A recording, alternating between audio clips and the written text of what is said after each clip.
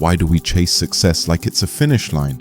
Why do we think love should feel like magic, or that one person can save the world? These aren't just ideas, they're myths. Not fairy tales, but deep-rooted stories, ancient blueprints still guiding our modern minds, and whether we notice them or not, they shape the way we see everything. Myths aren't lies. They're symbolic truths, stories we tell to make sense of the world when logic runs out. The Greeks gave us gods with human flaws. The Norse spoke of Ragnarok, the end of everything, followed by a new beginning. And today, our myths live on in movies, memes, and headlines. The hero's journey, the rise and fall narrative, the idea that hard work always leads to reward. These are the myths of now, subtle, unspoken, and they shape how we interpret life.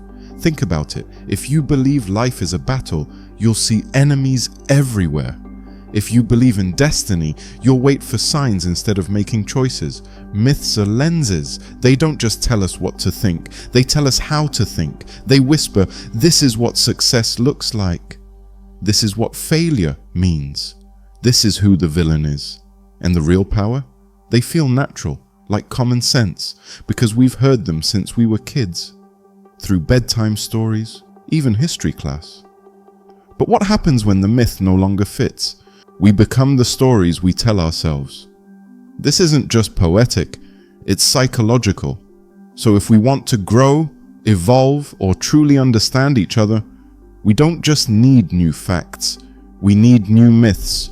Stories where healing matters more than winning, where community matters more than conquest, where being human is enough. You don't need to reject all myths, but you do need to recognize them, because the moment you see the story, you get the power to rewrite it. And sometimes that's all it takes to change your reality. So ask yourself, what myths are you still living by? And who might you become without them?